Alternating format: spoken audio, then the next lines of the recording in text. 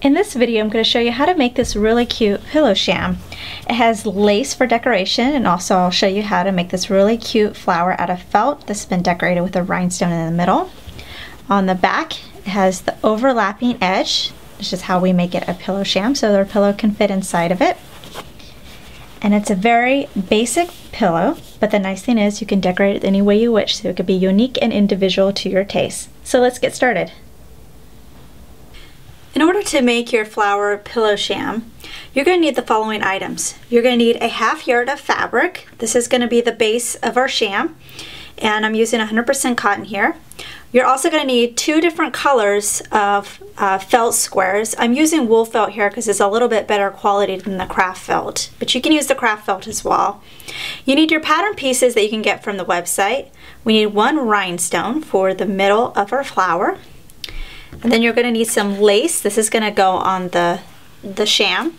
And this is 3/4 inch wide. This is just lace hem tape that I got. You get it in a little package at the fabric store. You can use other type of lace by the yard, and I would get at least 1 yard of that. And you don't have to get 3/4 inch, but it's whatever your preference is. That's just what I'm using. This is a 12-inch pillow. You're going to need some fabric glue, some thread, some pins and needles, scissors, and I'm going to be cutting out my main fabric pieces with my rotary cutter. So I'm going to use rotary cutter, my mat, and then my plastic ruler to cut that out. So that's all you need to get started. Obviously you can do whatever size sham you want, but I'm doing it for a 12-inch with a 1/2 inch seam allowance. So for the front panel of our sham, it's a 12 by 12 inch pillow, and since I'm adding a 1/2 inch to each side, that's going to be 13 by 13. So I'm basically adding 1 inch to each measurement. Now for the back, that's 2 pieces that are overlapping each other like this. So I split the number in half, at least one side. The other side is definitely going to stay 13. And then I add 2 inches for overlapping, a 1/2 inch for seam allowance, and then 1 inch because we have to hem the edge of the overlap part so it looks nice and neat. So then you're going to cut out 2 pieces that are 9.5 by 13. So I'm going to go ahead and with my rotary cutter cut out my 13 by 13, and then I'm going to do the other 2 off camera. I'm just going to move this. And for rotary cutting, you're just going to want to make sure that one side is nice and straight. So if you need to trim that a little bit, go ahead and do that. Mine has already been done. So I'm just going to move mine to the edge and make sure it's all lined up. Okay. And then I have my measurements down here. So there's 0, so I'm going to go to 13. And I'm basically making this a perfect square. So with my plastic roller, I'm going to hold it with my left hand, and with my rotary cutter, I'm just going to roll right along the edge. And sometimes it doesn't go through all the way, so this little piece needs to be cut. Oh, no, it's still stuck. There we go. Okay. So now this is 13. So let me just open this up. And now I have to do 13 this way. Now see, this edge is still a little rough. So I'm just going to trim this down so that I can make sure that this is as straight as possible.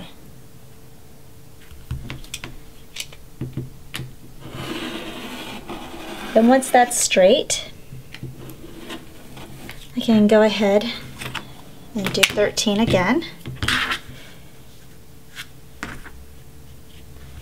And that's what's so nice to do this rotary cutters. It goes by so much faster.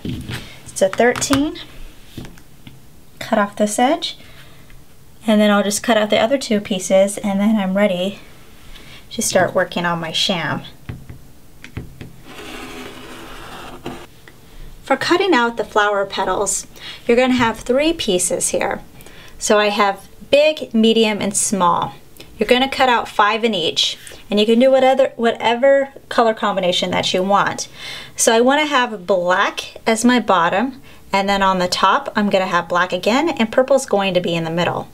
So I'm going to cut out 10 of the black, 5 in this one, 5 in this one, and then 5 in the purple. The first thing I'm going to do is I'm going to take my main front panel of my sham, and this is the one that's 13 by 13, and along this edge and this edge, I'm going to mark 3 inches from the edge with my fabric marker or my chalk. So at the top here, I'm just going to do a little mark at the 3-inch mark. And what this is doing is giving me something to use as a guideline for when I pin down my lace.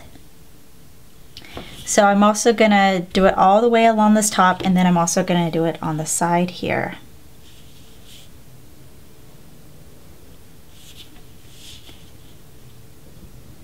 So then once I have my lines, I'm going to use a ruler to connect the lines, and that'll give me a guideline.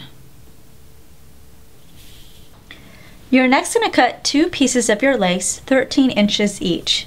There's going to be one that's going to go across at this line, and then the other one's going to go across at this line right here. So we're first going to do this one going horizontally, and you're going to line up the top edge of the lace with your line. This is how we know we're doing it straight. And then all I'm going to do is just pin this to hold it. And then I'm going to take it to my machine, and I'm going to stitch right along the edge of the top of the lace and then along the edge on the bottom of the lace. So that's going to secure it in place. Once that's done, then we can go ahead and do the lace that goes vertical like that one. So I'm just going to finish pinning this up, and then I'm going to take it to my machine so I can go ahead and stitch my lace down. I'm going to sew the top edge of my lace here using a regular stitch. And then once I secure the top part, I'm then going to switch over and I'm going to do the bottom.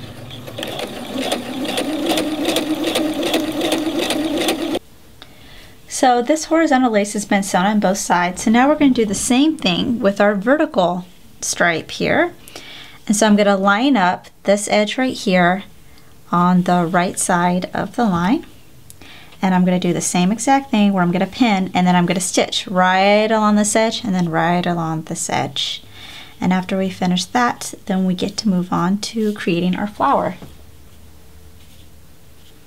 Now we're going to work on putting together our flower. We have the large, medium, and small petals, and I'm going to start with the large. You're going to do the same step for each size. I'm just going to move those out of the way so I can concentrate. So here's one petal. And you'll notice that one side has a pronounced point. That's going to be the top of our petal. And the other side is more of a flatter edge. So you're going to fold it in half right at that point like that. So you'll see it look like that. Here's our point. And then I'm going to get a knotted threaded needle. And I'm going to bring up my needle and thread through this bottom part close to this edge right here. And then I'm going to bring it down at the bottom, but now close to the fold. And I'm going to do this a couple of times just because I want to make sure that it stays closed. Okay, one more. And now I'm coming through here. Alright, so there's one petal, like that. And I'm going to take the next one, I'm going to fold it, and make sure you know which direction your thread is coming out. So you see how it's coming out on the left of the petal. So I'm going to come in from the right side of this new petal and coming through. This is so the thread doesn't get tangled up. And see how it just lines up like that? And then I'm going to come back down on the bottom.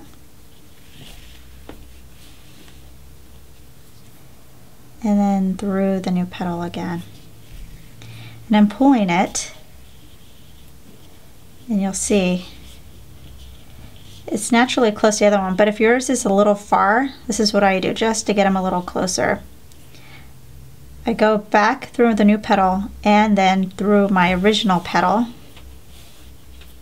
and pull it, and then go back through both of them. and pull that one. So there, now they're a little bit more secured together. So now we have two, and now I'm just going to do the same thing with the rest of the petals. So once I get to the last petal, there's 5 in each row of the flower. And oops, this one I did it wrong. Let's take this out. See what I did? I accidentally came in from the opposite side, so my thread is wrong. Anyways, when I get back all the way around, I'm going to take my last petal, and after I secure, I'm then going to go through the back of my first petal so it all comes together in a circle in the back. And I'll show you how to do that as soon as I get these other ones on. Here's the back of my small flower. So I put my last petal on, it's this one right here. Here is my first. So what I'm going to do now is, now with the thread coming out of my last petal, I'm going to go through the first petal, pulling the last petal toward it, and then bringing my flower to a circle. So I'm going to go back through the first petal and then go back through the last petal. And I'm just going to do this a couple of times, and then I'm going to tie a knot.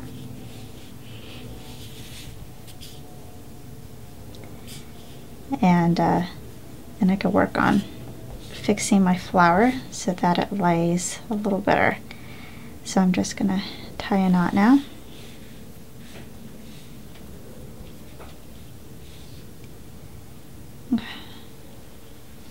There we go.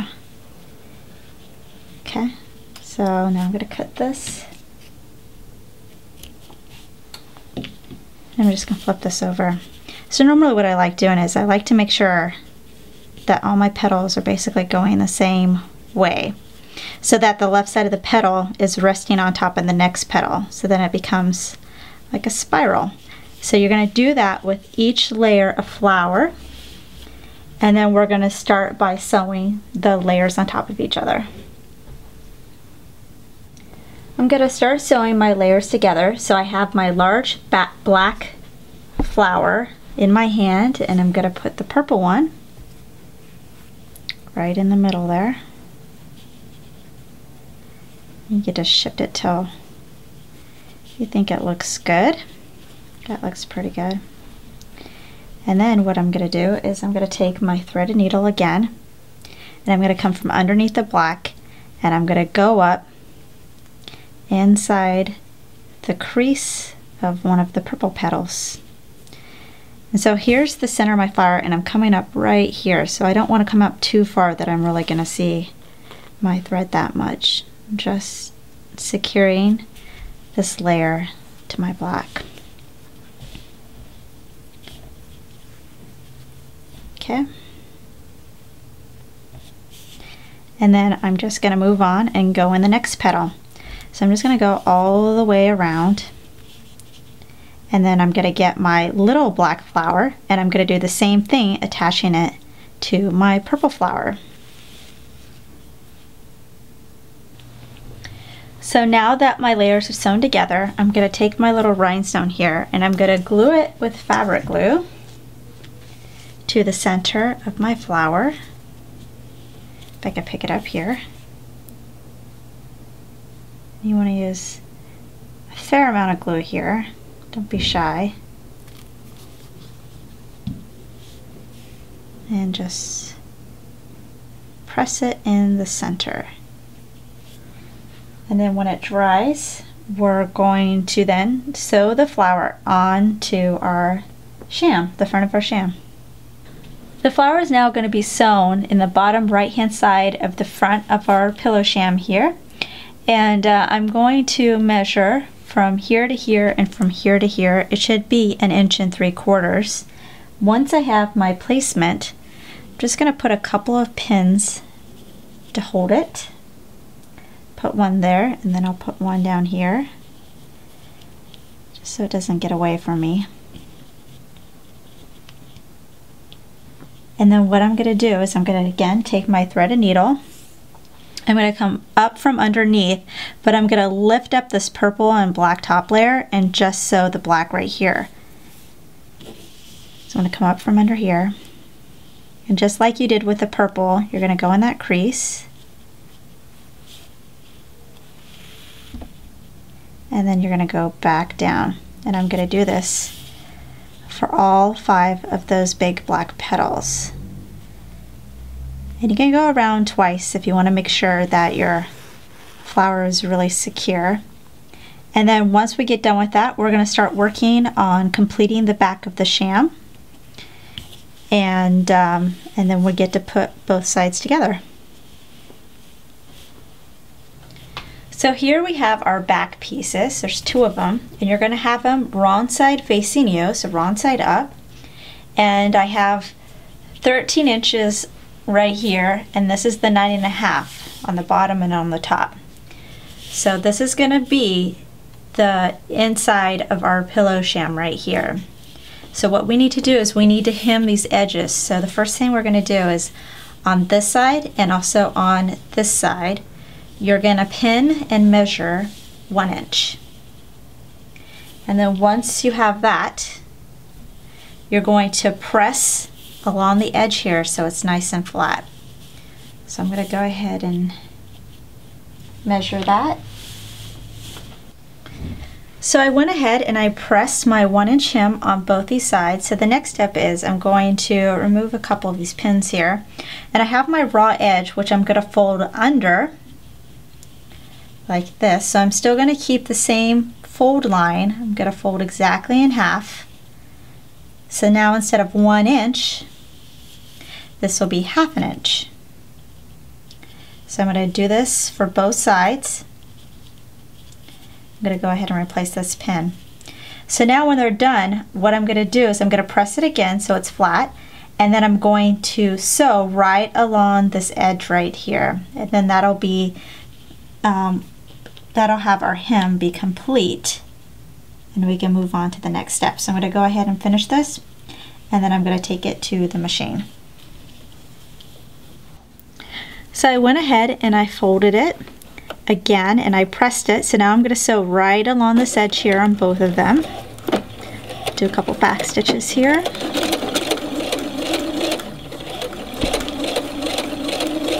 And then the next step is we're going to put this and start pinning it to the front of our pillow sham. So here we have the front of our pillow sham again, and I'm going to take my 2 back pieces, and the side that has the fold is going to go face up. So it's going to be right side to right side, and it's going to go into the center like that. And I'm going to pin all along the edge here. And then once I have this one pinned, I'm then going to take my other side of the back, again with the fold side facing up, so it's right side to right side, and I'm going to pin all the way around on this side, because the next step is we're going to do our 1/2 inch seam allowance, and we're going to sew all the way around the pillow, and then we're going to flip it right side out, but reaching through this area right here, because this part is going to be open. So I'm going to go ahead and finish pinning this, and then I'm going to take it to the machine. I'm going to go ahead and do my 1/2 inch seam allowance all the way around. And then when we're done with this, you're going to use your scissors to cut the corners without cutting your seam. That's just so when we flip it right side out, it's going to make the corners come out a little bit more crisp looking. So when I get to this corner here, I'm going to see one more, maybe it's a 1/2 inch right there. Put my needle on, lift my foot. Nope, it's too big. So we'll do one more. Let's try that. And that's pretty good. Put the foot down and then continue on. So I finished stitching all the way around the edge, and I also went ahead and I clipped my corners. So now we need to flip this right side out.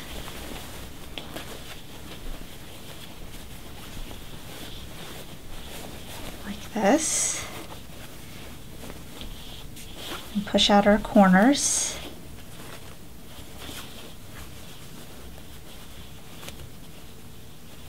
And you can use straight pins to help you push out the corners if you're having any problems.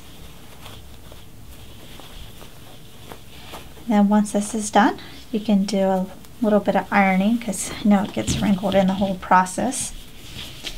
And see how this corner's not all the way out, so let me push that a little bit more. There we go. Okay. So there it is right side out. So now the only thing left to do is to stick our pillow in. So I have my pillow form here. I'm just going to flip this over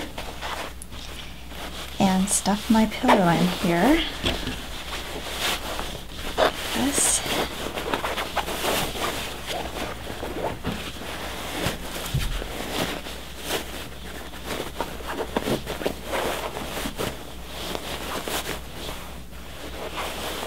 Takes a little bit of maneuvering to get it into the corners.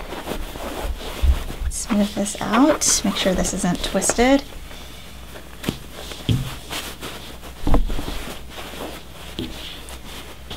Okay, so just need to do a little bit of adjustment. Let me just fix this corner right here. All right, so there's our pillow. I can adjust it just a little bit more until it's perfect, but that's pretty much how it's going to be. And that's how you make your own pillow sham. And you just use the same basic information to do a sham for any size pillow that you want.